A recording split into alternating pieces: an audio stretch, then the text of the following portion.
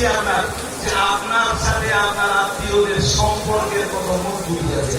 আপনি আত্মীয়দের সাথে সুসম্পর্ক বহাল থাকে, আত্মীয়দের সঙ্গে যারা সম্পর্ক মজবুত করে আল্লাহ তাদের প্রতি তার রহমত নাযিল করে।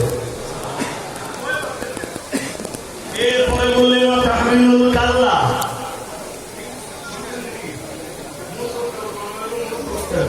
বললেন আপনি দুস্থ অসহায়দের বোঝা বহন করেন। দুস্থ অসহায়দের বোঝা যারা বহন করে আল্লাহ তাদেরকে অপমান করেন না। অল ইন্ডিয়া সুন্নাত ওয়াল জামাতের আলেমদের ভিতরে, অল ইন্ডিয়া সুন্নাত ওয়াল জামাতের উলামায়ে কেরামের ভিতরে এই গুণটা আছে। এদের সাথে আল্লাহ তার ভিতরে একটা হলো দুস্থ অসহায়দের বোঝা টেনে বেড়ানো।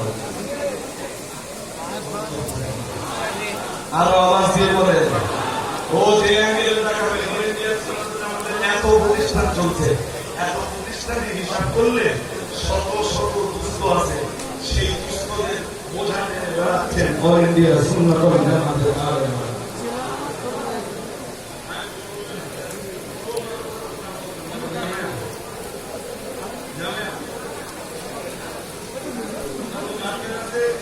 বাচ্চা জামিয়া দেখতে যায় আর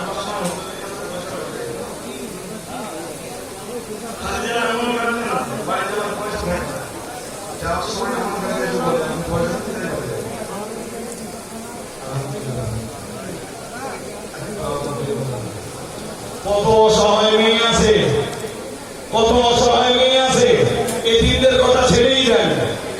জি তাদের অবস্থায় করুন।